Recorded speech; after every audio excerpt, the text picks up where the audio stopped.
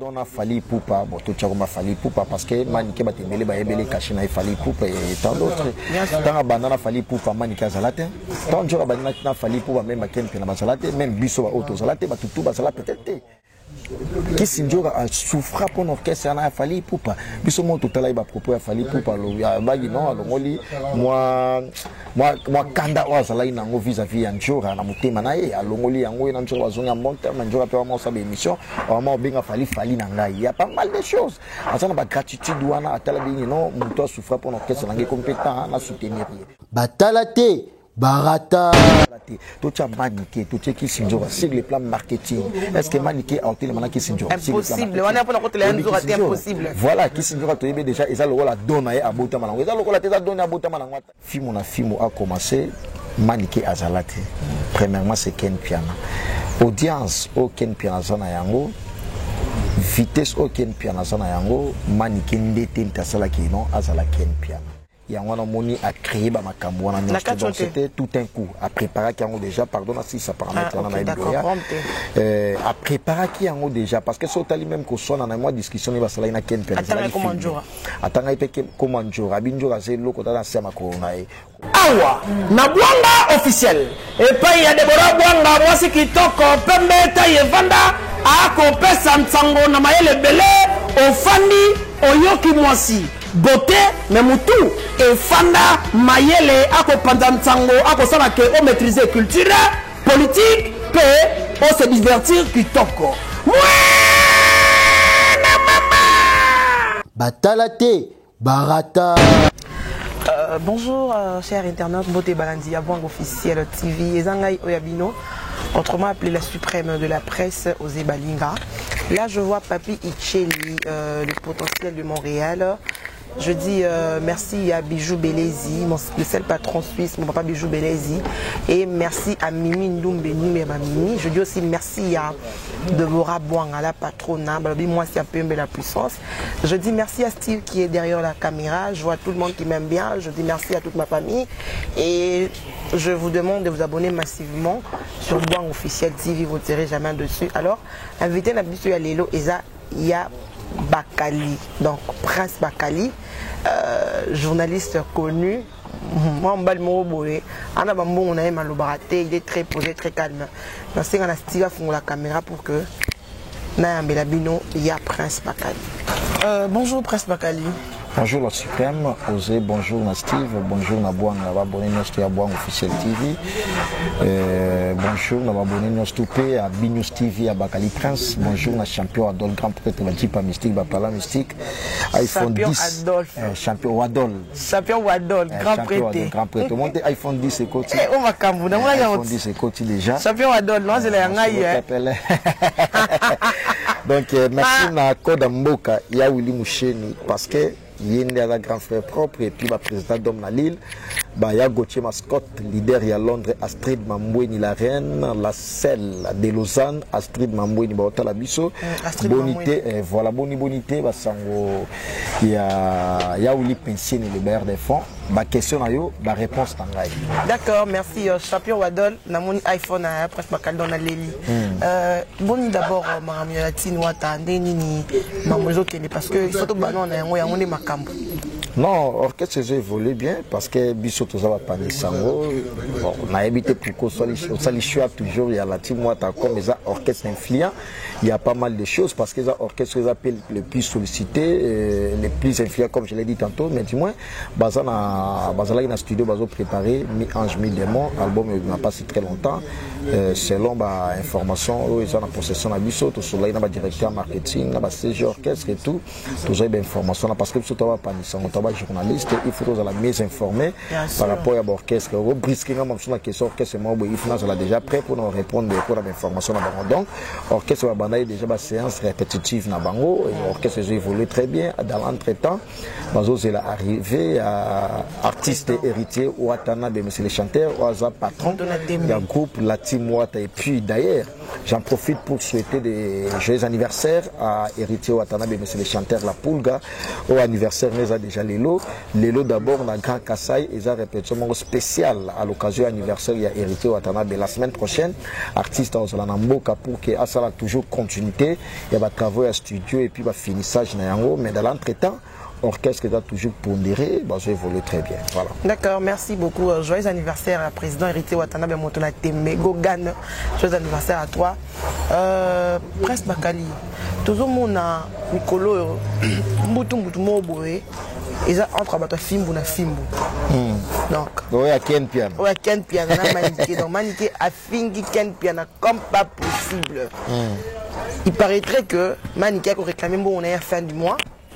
Le 24, quand on a dit bon, on a été côté, on a foutu na battement, on attend, on a foutu na battement, ça nini, na opé ça, allez, il y a comme clasher. Donc avant déjà wana, innocent proposait qu'il maniquait $2000 na voiture pour le pas fallu pour pas, à qu'il n'est pas innocent. Il y a un maniqué comme trouble wana. Comment tu juges ça un peu? Merci pour la question là parce que la question est importante pour la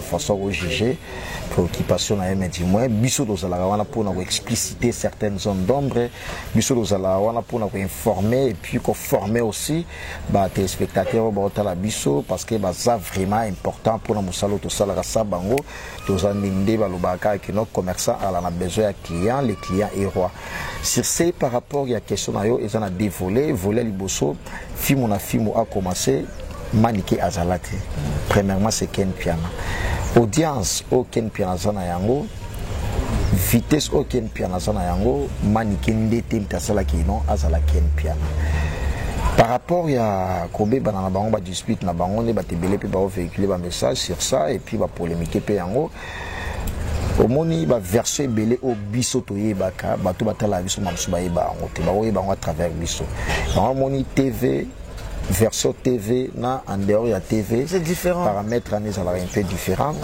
par rapport ya mamwana ba koma ba njore za na kati ezana li solo mo ebeta mai na ndenga sena sena esala ki maniqué bien te et on a moni à créer ma makambo donc c'était tout un coup à préparer qui ont déjà pardon si ça paramètre à préparer qui ont déjà parce que c'est même qu'on soit dans moi discussion il va ça na Ken Piano attends il peut comment jour abinjo la zelo ko ta sema ko na e ko lo badi abongo na tata moi si abana na yo se ko sala kana moi keto problème keto mo bo ba Congo ba lo ba parce que to ça na moi terme ngo keto biso do ba Congo te ba vie na c'est le scam so ba tamo ba côté kuna mais to mo lo mais sur ce, kolobana tata moi c'est ya bana na yo bongo seke ozala na moi keto mo boy pona yi pourquoi kolobana notre qui sidura sala na sama kolona azala sama kolona par rapport à ni c'est que oza jalouse na ye c'est que ozala likamu moko boye oyo au CP la Kanayango te bien que bosola naï.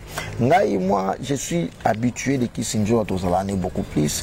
Habita ma solo ya maniqué en bien. Dans les bons. Voilà. Oui, dans les bons. Non maniqué ko to boy. You ta la so cop mo boy ça que non mo lo ko bima. Acha toujours comme maniqué. Il faut maniqué pe. Pour na ni na zota la que non maniqué asana bana ya na de fait babia. Maniqué ba sola ka bien. Maniqué mamsumo loko ko kotana et ko permettre bana ba survivre na yango. Au monde ça ouverte. Na moi si ande kunaye asana keto te mais maniqué ba propos wana ba tebele ba benga nga ba sepela ina yango te ba Yannick ba bekele impresario ba sepela ina yango te ba wala si makengele mwana ko na kina sola l'étranger ba sepela ina yango te et puis ba Christian Bobo moto azana marque ya vêtements na mikolo ça la 600 makas na Europe béton des marques ya vêtements ne comme ngo béton Christian Bobo patron silencieux ba président d'homme na l'île Mokonza l'île ba ebi mambo na lobela ozomona de batutu ba sepela ina ngote batutu ba sepela ina ba propos wana te alors deuxième version il y a question na yo kolobaki non Inosbi a proposé $2000 pour na maniquer à l'onga chefali aya chez c'est le maniqué a commis de à l'époque sur le tien ba wenge a commis faire rigola Kofi Olomide n'a pas juste un exemple a proposé à l'onga maison mère à qui des quartiers la tête je n'y crois pas est-ce que l'internet maniqué na oyogi panani na moura de presse Laura Choum te yamba qui quand film na film des moura de presse avant non mwana maniqué afficher ba comportement parce que ce qui est un peu bizarre c'est il y a le roi il y en a patron dans bossa la discussion on t'a filmé parce que Ken Piano étant qu'intellectuel Ken Piano filmer parce que on a maman d'arbre naï a filmer à boire en internet impossible Ken Piano ça la monter donc c'est sûr que ça des maniqués assez à Moutoumouboé filmé. Alors, moura de la presse à lobby, moura de la presse à lobby que maniqué à Ndakoloba, sur bon, on a l'onganangaï, tant ma manjour et bimi, tant ma pessinjour et pas président, pessier, et le mot pour ma tanga zaki nango, maniqué à bingan, on l'onganangaï, fona l'onganangaï, coup de n'oké pas inosbi à proposer la $2000 la voiture. On y bon, tant ou njora abandana maniqué, pardon, a fallu poupa, bon, tout tchakoma fallu poupa, parce que maniqué va te mêler, va ébélé caché, na fallu poupa et tant d'autres. Tant abandana fallu poupa, maniqué à zalate, tant njora abandana fallu poupa, même à Ken Pena Basalate, même Bisso à Auto Zalate, va tout Basala peut-être. Qui s'injora a souffra pour l'orchestre, a fallu poupa. Bisso mon total, il va proposer à fallu poupa, à Bagi non, alors moi, Kanda Wazala, il a vis-à-vis Anjora, à Moutemanae, à Longoli, à Anjora, à Monta, Anjora, à mon sabe émission, à mon bien fallu Nanga. Il y a pas mal de choses. À ça, on a gratitude, on a talabini, non, Mouto souffra pour l'orchestre, on est compétent, on a soutenir. Bon, ça, c'est un problème, tout supposé, ça, c'est un problème à cabeler quelque chose. Il y a pas mal de choses. Comment et comment problème à jalousie? Moussala o qui s'injure à sala pour être victime wana. Est-ce que Manikia Salian? Attends les lois sur le bilan malamoussous na comme ya être victime, à l'obéla comme a fallu, il y a pas mal de choses parce que artiste a toujours besoin à battre. Tant où il y a l'obéla paix en bien, dans les artistes wana, tu vas contester en côté. Alors ça la moussa n'est pas remarquable, mais assez comparé na qui s'injure à té. O qui s'injure à sala, tout ça même o qui s'injure à sala té, tout ça Maniké, tout ça qui s'injure sur le plan marketing. Est-ce que Maniké a été le mana qui s'injure? Impossible. On a pas côté les impossible. Voilà, qui s'injure to déjà ils a le rôle à donner à Boutama. Ils a le rôle à donner à Boutama. On attend la marketing qui n'a pas yessé, dans l'institution où ils ont habilité à peut-être à former pour le marketing, mais dis-moi, Aza Makas na marketing. Et ça est à Boutamina Yango. Alors, problème, il y a jalousie. Et ça, on a été PC parce que ça a un problème. Problème, moi, ça a un ils ont aussi une aide, soutenir. Pourquoi il a commis jalousie? Pourquoi il a commis jalousie? Sur ce, on a repris Sanjo à conseil la TVT, mais qu'elle regarde ça d'un œil plein de gravité, de ma français, l'obaka. Alors, qu'on soit à maniquer, na Kenpia, premièrement, ça patronat. Qu'on discute la impolitesse. Et ça, impolitesse. Très impoli. Ça manque de respect.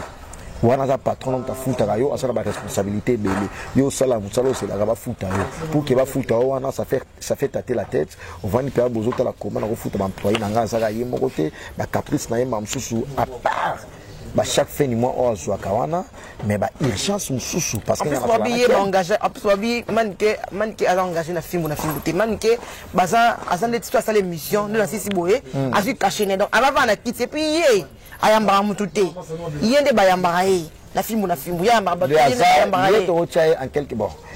Et ça qui non des bon trop ça va donner des leçons parce que biso toi na moi cacher au finga ba tout est ndeni na ngoso pesi moi conseil ba tomber ba comment va vouloir ba to le kanemi so finga mais du moins biso toi ba to ma finga te toi ba to lo ba to ça bien sûr analyse objectif responsable sur ce maniqué to ebi beaucoup plus ça analyste to tchepi na moi point wana ça analyste pour ba yamba biso to yebi la na mamba o ya batali lo mo sima micro bon et ça on regarde fort ba ken pianango les lo ba romi ko mais gratitude dans ce niveau wana ils ont dit que non Ken Pena soit payé à Mayele pour Ken Pena soit battu par rapport à ma propos parce que moi Malika na moura de presse Bobby bon on a un mois direct parce que Ken Pena est chef mais pour Ken Pena a Mayele par rapport à parce que ils ont deuxième fois que c'est le roi boy on tombe à Lukaka ba problème la soleil na Ken Pena en tout cas Nenga za batiwana je ne crois pas que lobby mamsuma nika rozonga musala je ne crois pas au moni ni kamoko mamsoko zwa o limbisa ngombala moko deuxième fois troisième fois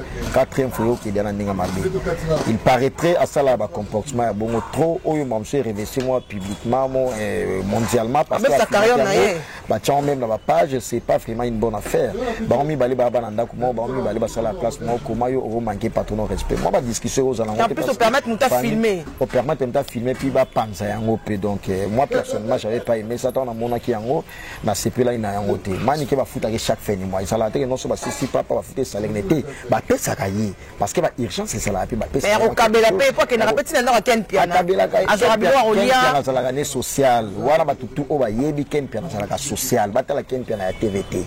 Ken Piana c'est bien vivre avec les gens. Ken Piana ça la social. Ken Piana vivre là bah tout bien alia kana bah tomber là bah taper ça bah paie moi quelque chose. Foutre la transport. Voilà peneza habitude à Ken Piana. Voilà marché va monter.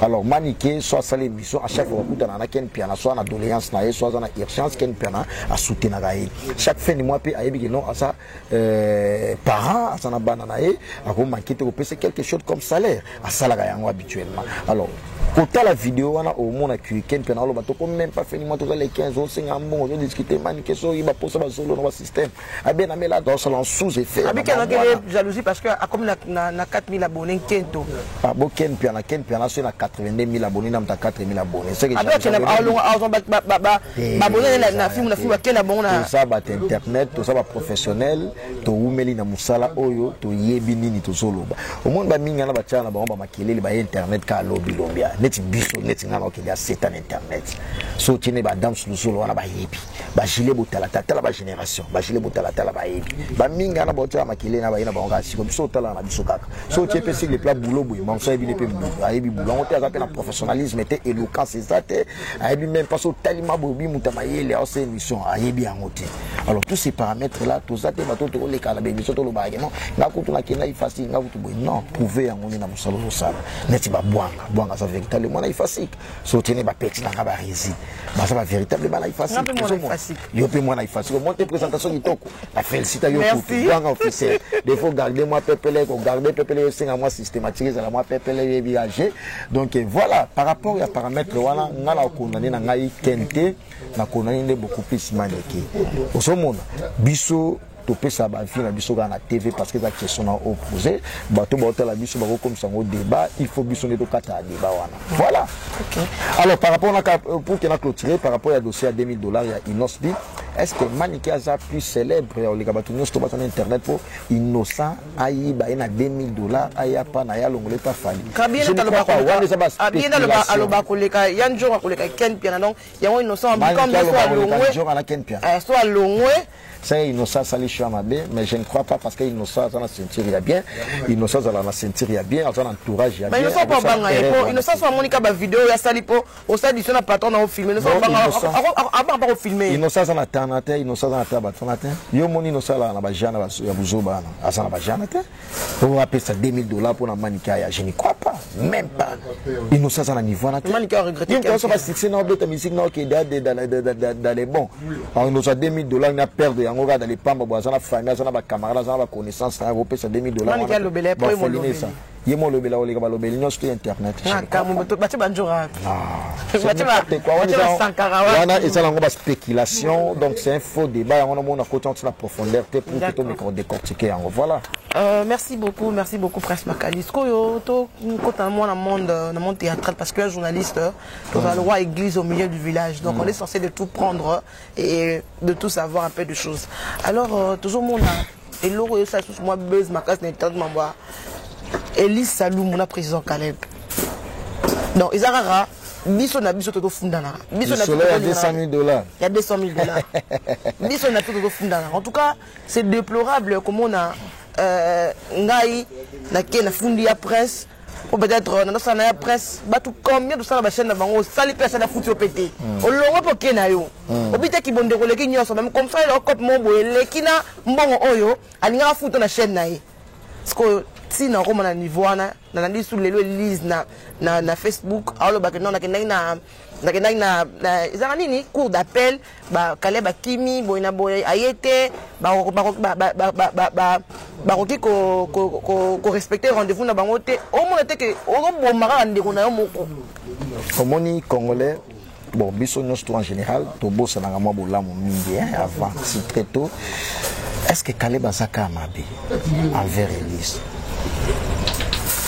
Caleb Azana ba bolamu na ete avant dossier oyebana avant dossier oyo komatina ba cours d'appel wana babanda solo la te banda ki babanda solo wana atama ya pamba o Caleb asomela ete asomela eza ba gratitude il faut ça na moins gratitude wana reconnaissance yango les plus importante na vie ya mutu nyonso tout oui nous singa mutu $200,000 Caleb a eu $200,000 il ça na Congo le théâtre 2000 pounds on est o ya bon vent wana est-ce qu'on te quand $200,000 et puis na monde théâtre la de l'eau yango après ce moment nyonso tout siko vina ya après côté ka parcelle wana on se retrouver wapi il faut ça na mawa ya mutu yango na monde na lobby reconnaissance na gratitude et c'est important et robo santoma mebele o memo na mabe ozomona Caleb dossier na yeba tout en tout cas bazo déplorer pour na yango. Oui, sur 100%, 95%. Et ça sur Caleb. Oui, bien sûr. Non, Elise a reconnaissance, Elise a en vouloir Caleb parce que ma main noire moi ils en a sima na yango.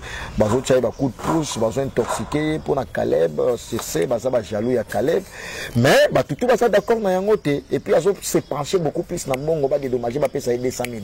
C'est la line na pour $100,000. $200,000 Caleb père de famille bana moi si bana poto. Bi théâtre ndeto yebelongo ya kala na gi lelo za sunenge mo. Ils ont démonté ba tout moi ça tout le combien de personnes pour que ça $200,000. Alors bandega que non après ça $200,000 qui a ça la prison voilà ba bakonzi.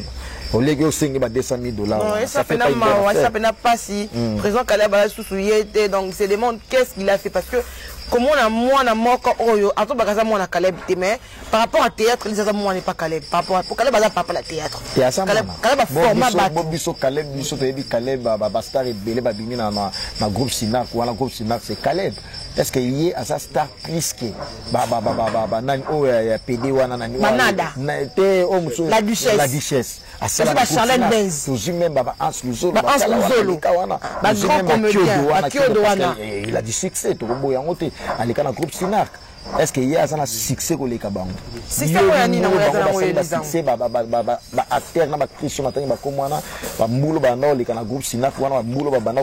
déplorable. Il y a même pas de succès.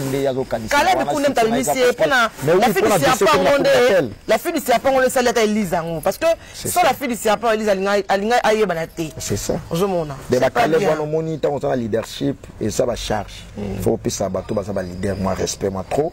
Et surtout, ce groupe n'est pas pondéré parce que depuis que le groupe Sinar que ça l'a toujours pondéré, ça l'a toujours influent bien que moi baisse et recota mouké mais du moins et ça toujours bazo bunda na kaka. Bon mais il peut président Caleb contrôle la Sinar.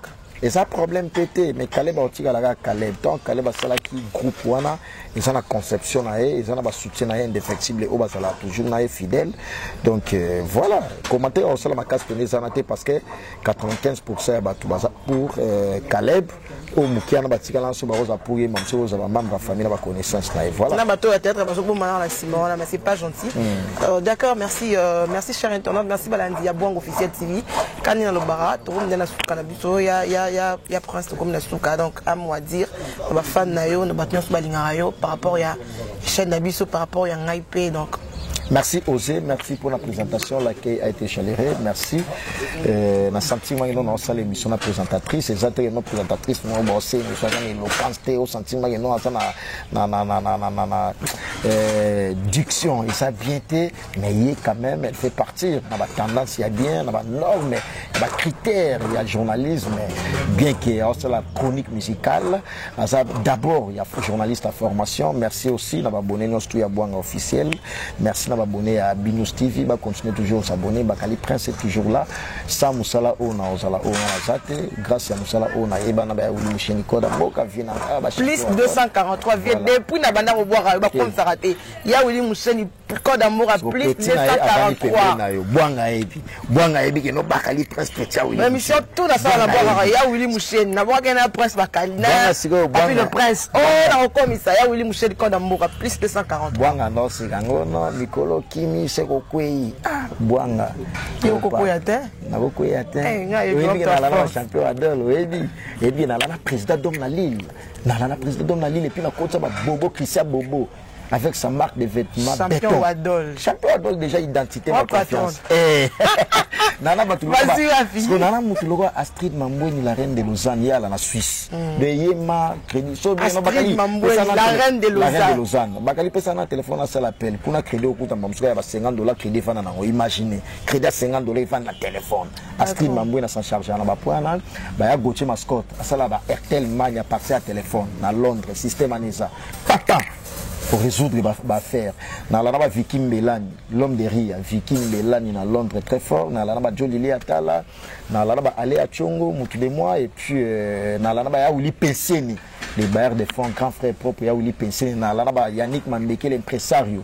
Moi, on a commis à Kenya, Sola, l'étranger, en Belgique, dans na la ba Wallace Makengele aussi moi la commune Kini ya solo à l'étranger wara famille donc merci na passage na ngai na bwanga officiel wana iPhone 10 Mikolo tu pas président na commune na te champion adon katinda champion adol champion adol iPhone 10 bwanga la sama bwanga Deborah champion adol bon bio de makambo bwanga moni iPhone 10 ya mwana bwanga champion adol live merci également à la caméraman na biso parce que c'est Steve caméraman le plus élancé il y a mon agelo caméraman na Francis wala baza vraiment élancé merci na passage dans la bwanga officiel TV merci également na yo oser la suprême la plus belle fois mon nzote là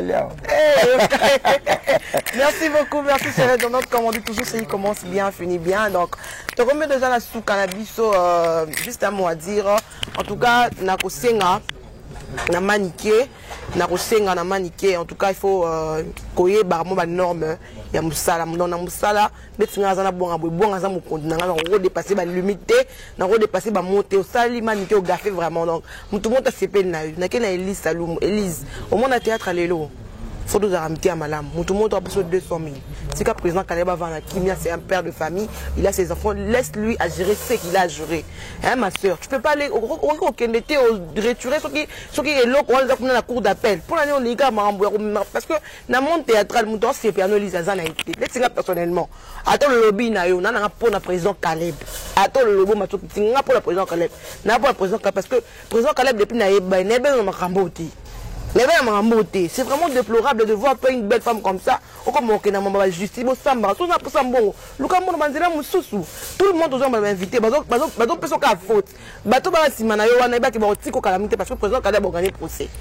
En tout cas, je dis merci à tout le monde qui m'aime beaucoup.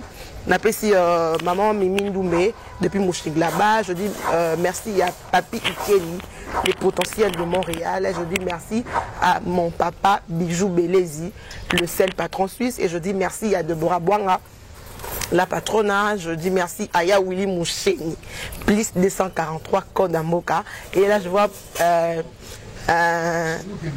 tout le monde qui... Hein? Champion Wadol, comme on Kima, champion Wadol, l'on est besoin de zone, on la papier. Là, je vois champion Wadol, hein? Champion Wadol, le patron. Bon, bien les macam iPhone 10 et après ce Bakali, je vous aime bien. Je vous demande encore une seule chose, abonnez-vous massivement sur Bwanga Officiel TV et abonnez-vous aussi sur Osé Balinga TV. Osé Balinga TV, Osé Balinga TV. Donc macam vous payez, vous t'arrêtez Bwanga, misi moi na lisusu, mais moi la ngoli soit sali lisusu lisusu. En tout cas, et prochain numéro bye.